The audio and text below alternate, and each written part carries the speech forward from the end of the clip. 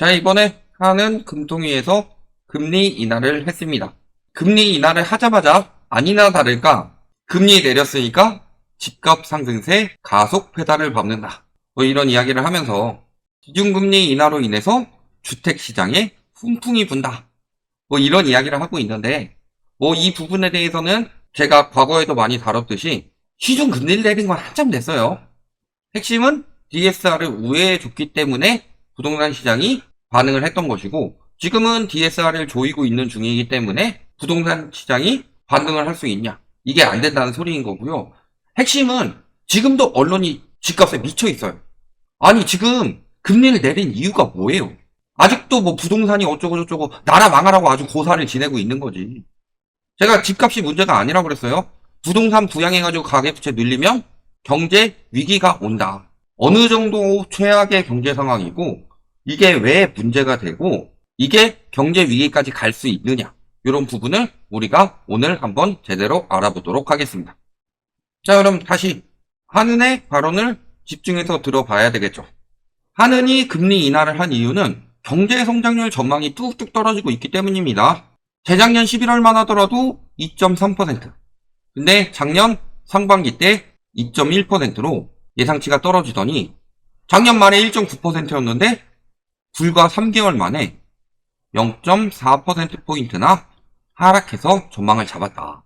내용을 보면요, GDP 성장률 통계를 집계한 이후 경제 성장률이 2% 아래로 내려간 것은 6번 뿐이다. 그 중에 1956년 우리나라가 고도의 경제 성장을 하기 전이죠. 1980년 2차 오일 쇼크 터졌을 때죠. 98년 말하지 않아도 외환위기인 거 아실 테고, 2009년 금융위기 터졌죠. 2020년 코로나 터졌고요.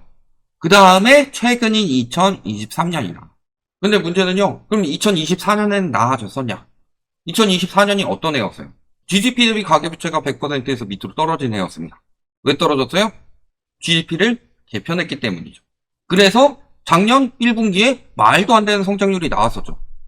그 이유는 GDP의 기준을 2015년에서 2020년으로 잡았기 때문이고, 근데 2020년은 코로나로 인해서 세계적으로 돈을 엄청 많이 풀었던 해였죠. 돈을 엄청 많이 풀게 되면요, 성장한 것처럼 보여요. 근데 이게 코로나로 인한 문제점이라서 IMF에서도 20년 기준을 쓰지 말아라 라고 경고를 했는데 우리나라만 저걸 쓴 거죠. 그렇게까지 해서 GDP 성장률이 어느 정도가 나왔다? 그래봤자 2%다.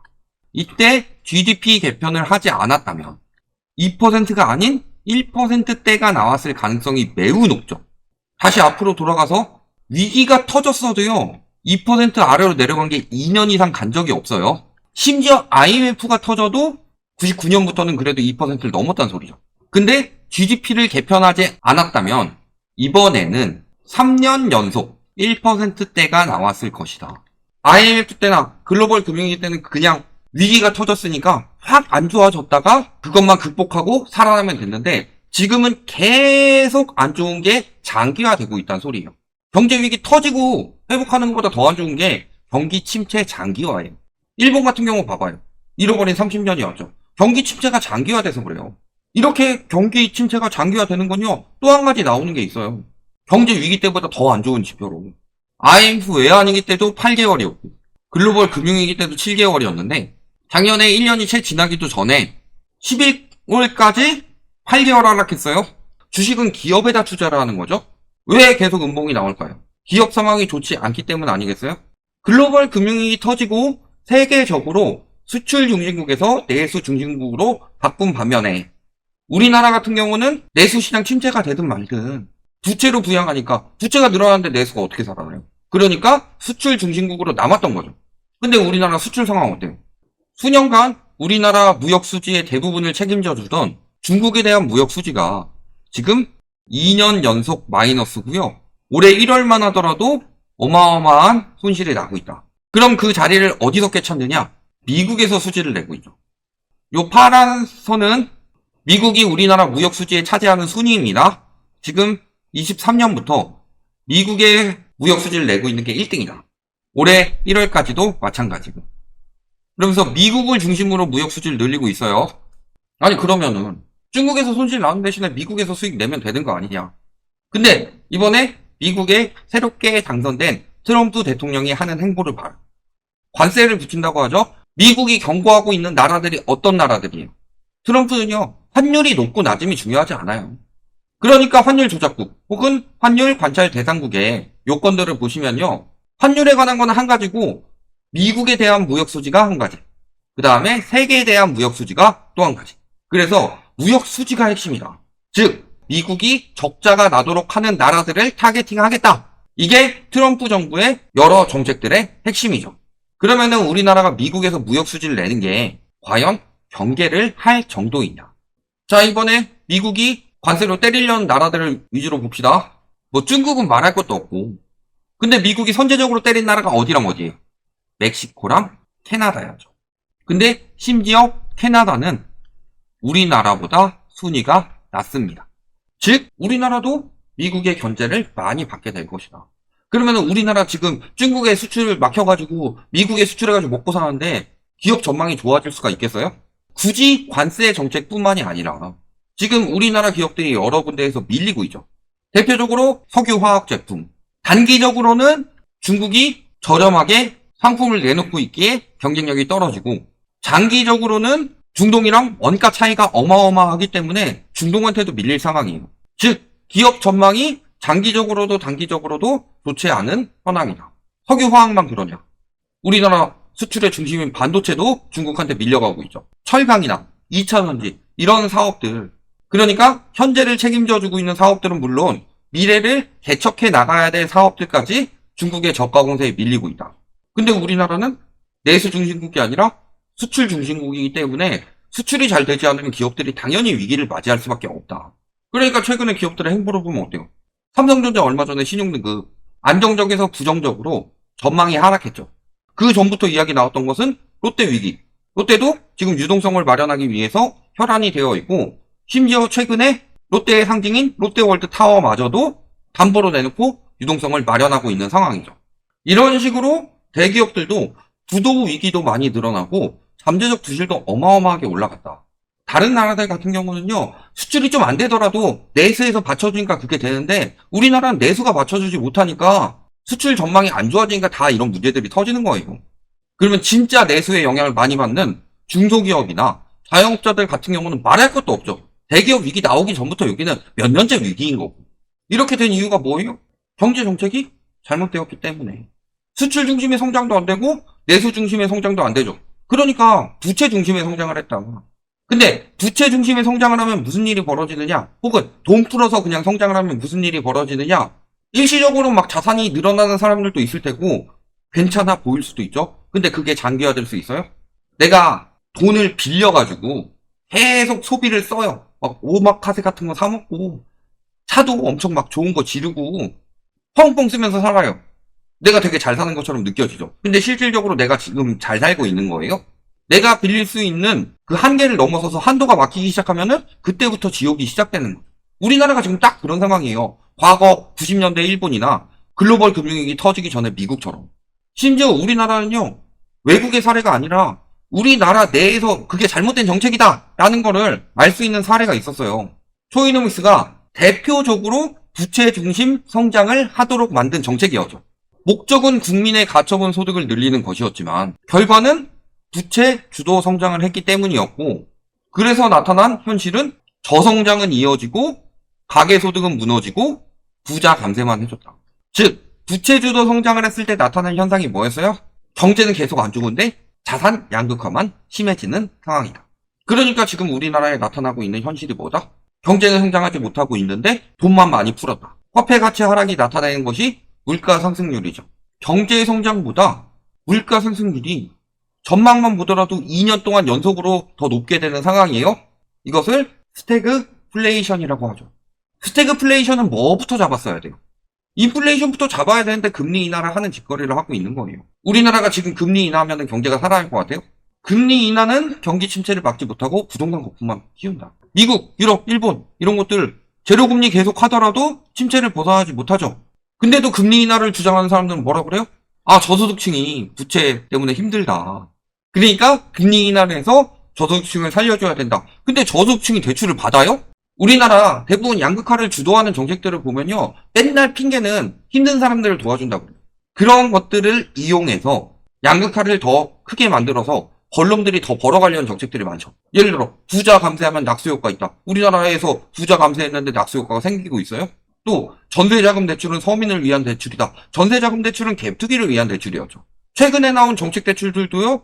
서민들을 위해서 풀어준다라고 하는데 실질적으로 저소득층도 아닌 사람들에게 미래에 집 살 것을 지금 사도록 만들어가지고 집값이 떨어지는 것을 방어하려고 했던 거죠. 그렇게 갈아타기로 올라가가지고 초고가 아파트 신고가 나오게 만들려는 정책이고, 지금은 금리 인하하고 대출 풀어서 경제를 절대 못 살린다. 그렇다고 부동산이 부양될 수 있는 상황도 아니고, 오히려 금리 인하로 인해서 경제가 더 무너질 수 있다. 금리 인하하게 되면 아무래도 그 전보다 부담이 줄어드니까 조금이라도 대출 수요가 늘어나겠죠. 실질적으로 대출 유동성으로 인해서 경제가 살아나는 나라들이 있습니다. 원래는 정비를 하는데 어느 임계치를 넘어서게 되면은 오히려 부채가 경제 성장을 가로막는다. 그 예시인 딱 두 개의 나라가 있는데 한국하고 중국이다. 한국하고 중국 특징. 부채 잔뜩 늘려가지고 이걸 토대로 성장하려고 하니까 그 유동성이 생산성 있는 곳에 쓰이지 않고 부동산으로 다 기어 들어갔다. 그래서 부동산 가격 거품으로 인해서 부채 때문에 힘든데 주거비 부담까지 늘어났다. 그래서 오히려 경제가 망가졌고, 근데 우리나라처럼 임기가 짧지 않죠. 중국 같은 경우. 그러니까 이걸로 인해서 문제 생기면은 다음 정부에 떠넘길 수가 없죠. 그러니까 중국은 강력하게 잡았죠. 부채를. 그래서 지금 그 생겨난 문제들, 그것들을 지금 극복하고 있는 중이고, 우리나라는 뒤로 미루기만 하니까 경제는 계속 안 좋고 부동산 때문에 생겨난 일들로 가계부채랑 주거비 때문에 아직도 힘들고 있는 거다. 그러니까 대처하는 방법을 봐봐요. 한국은 아직도 한두 차례 더 금리를 인하한다고 계속 이야기를 합니다. 근데 미국 어때요? 금리 인하 속도를 늦춘다고 하죠. 많아야 올해 한 번 정도 할 거라고 하죠. 이웃나라 일본은 어때요? 오히려 금리 인상을 하려고 합니다. 부동산 먼저 무너졌던 우리나라랑 그나마 상황이 비슷한 중국 어때요? 부동산이 무너지니까 거기는 오히려 금리 인하해야 되는 거 아니에요? 거기도 금리 인하 멈췄어요. 우리나라가 지금 금리 인하를 할 때가 아니다. 금리 인하해도요 경제는 절대 살아날 수가 없습니다. 해답이 그게 아닌데 거기서 답을 찾으려고 하니까. 그래서 제가 지금 계속 이야기를 하는 거예요. 경기 침체 이후에 이게 경제 위기까지 당연히 번질 것이다. 왜? 부동산 거품이라도 없었으면 경기 침체로 끝날 수 있는데 부동산의 유동성이 많이 들어갔기 때문에 거기서 가격이 까이기 시작하면 경제 위기가 왔다. 안 그런 나라가 여태까지 단 한 번도 없었다. 결론. 지금은 IMF 때나 금융위기를 넘어선 경제 위기다. 이 부분에 대해서는 제가 정확히 말씀을 드릴 수 있는 게, 그때는 무너지더라도 극복할 수 있는 여력이 우리나라한테 있었는데 지금은요 그 여력이 없어졌어요. 잔뜩 늘어난 가계부채, 끝없이 올라간 주거비, 이로 인해서 근로소득의 가치가 떨어졌고, 그러니까 미래를 책임져야 할 아이를 안 낳고 있죠. 그렇게 될 수밖에 없었던 이유는 수출이나 내수 중심으로 경제를 성장시킨 게 아니라 부채 주도 성장으로 유동성만 퍼부은 것이 굉장히 오랜 기간 지속되었기 때문에 부채가 늘어나면 늘어날수록 이자 부담이 커지니까 여력은 떨어지고 자영업, 중소기업을 넘어서 대기업까지 위기가 번지게 된 상황이다. 물론 수출적인 문제도 있지만 더 핵심은 내수가 탄탄했으면은 대기업이 위기까지는 않았다. 근데 문제는 우리나라가 여기서 해답을 잘못 내놓고 있다. 지금은 세계적인 스태그플레이션이 오고 있는 상황이고, 그러니까 미국이든 일본이든 중국이든 아직도 긴축적인 행태를 유지하는 반면에 한국은 저 나라들과 다르게 경제를 살릴 여력이 없으니까 또 부채로 살려보려고 금리를 내리는 거다. 근데 그게 해답이 아니다. 특히 중국이나 우리나라 같은 경우는. 그러면 진정한 해답은 무엇이에요? 우리나라 경제 회복의 열쇠는요, 금리 인하가 아니라 부채를 정리해야 된다. 디레버리징이 답이다. 근데 디레버리징을 하지 않고 밀고 가고 있으니까 당연히 경제 위기까지 번질 수밖에 없는 거고, 미루면 미룰수록 경제 위기는 크게 옵니다. 지금 위험자산 굉장히 위태위태하게 유동성 불어넣어가지고 겨우겨우 버티고 있는 건데 이거 터지기 시작하면 걷잡을 수 없다. 그래서 자금을 안전자산으로 이동해 놔라. 안전자산으로 이동해 놓으라는 것 자체가 경제 위기를 대비하라는 겁니다. 왜 환율이 1,400원대에서 떨어지질 않겠느냐. 이미 기업들도 개인들도 발빠른 사람들은 달러 모으고 있고 금 모으고 있죠. 경제 위기가 왔을 때 워스트는 위험자산에 뛰어들었다가 물려가지고 그 경제 위기의 여파를 제대로 만든 것이고, 어느 정도 그래도 선방하는 정도라면요 내 자산을 잘 지키기만 해도 선방입니다. 진짜 베스트는 거기서 위험하지 않은 인플레이션을 해치할 수 있는 안전 자산들을 토대로 위기 때도 조금씩 수익을 올려나가면서 위기가 끝났을 때 기회를 잡을 수 있는 사람들이 진짜 베스트인 거다. 저희는 지금 그 말씀을 계속 드리고 있는 거다. 여기까지 말씀드리겠습니다.